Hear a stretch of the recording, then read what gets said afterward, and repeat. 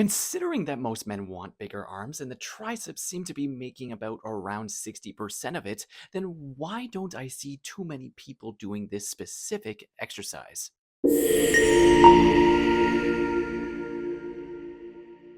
Welcome back to the channel. I appreciate you being here, and if you do like this video or just like my channel overall, I recommend subscribing and liking this video. And if you want to get notified of my videos being posted, hit that little bell and it'll give you a notification when I post these videos. But now let's talk about the triceps. I used to have pretty small arms for a good amount of time where if I even posted something, it would usually either get called out or just something along those lines. And it took me a good amount of time to understand how to train the arms properly and grow them to the best capabilities. And the triceps make a big portion of the arms, so they need a little bit more special attention, and they're a little bit more complicated than the biceps because all you need for a bicep is 1 to 2 exercises that are good elbow flexors that you enjoy and have a good resistance profile.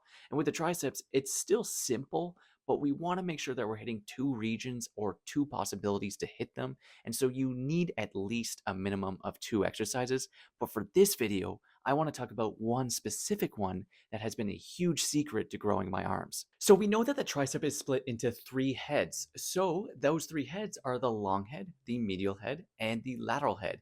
Now, the long head isn't important in this specific exercise because it isn't necessarily biased as much as the medial and lateral head. It's going to get some work, obviously, because you can't just turn off a muscle like that, but it doesn't get as much stimulus as the medial and lateral head do for this specific exercise. So that's what we're going to be focusing on right now. The exercise that I'm building up right now is a tricep dip machine, an emphasis on the portion of machine. It's not a bodyweight dip. This is a specific machine that's designed to give that dip motion, but it allows for stability, a easy resistance profile, and as well as just the ease of just hopping on and going right away. It's very simple to do, and it's just very easy to progressively overload. So let's talk about the one that I love in my gym specifically. This one specifically has handles that swivel inside and outside, and I hope yours does too because it's absolutely necessary. You want to have the handles on the inside because it's going to allow us to get as much elbow bend as possible. Yes, if you are a little wider,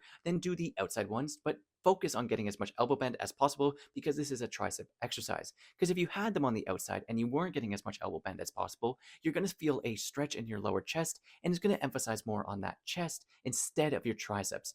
You'll get a little bit of a tricep workout, but it will bias more of the chest because your elbow is getting driven past your torso, so you're getting a little bit of that chest stretch instead of getting that tricep stretch with as much elbow bend because your triceps flex the elbow. And since it's pin loaded, it's going to have cables that are going to be pulling up that weight stack as you push down. And so this is going to make the resistance profile incredibly good, as well as constant tension throughout the exercise, which is just a bonus, as well as the pad being on a slight angle allows us to have the most stability possible that we can on this machine because we're pushing through our feet, pushing ourselves on the back of that pad and being as stable as we can. If you want to put wrist straps on the machine handles as well, so you don't slip off or your hands don't slip off the handles, it just makes it a little bit more comfortable. I do this from time to time if my hands are sweaty.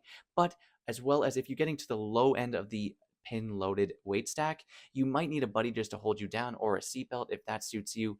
It's just because as it gets heavier and heavier and you're getting stronger and stronger, sometimes your body weight doesn't always follow that. So you might be ending up lifting yourself off a little bit, but you typically don't just completely lift off the whole machine as a whole because of that back pad being on an angle. All in all though, first being improving my technique, improving my volume, and improving my intensity, this exercise has played a good role in improving my arm growth and just overall being one of my favorite tricep exercises as a whole. So if you do have one of these in your gym, I highly recommend that you would try it at least. Give it a try for maybe 4 weeks. And if you do love it, I would love to hear back from you. And I would love if you subscribe and like this video if you did enjoy it.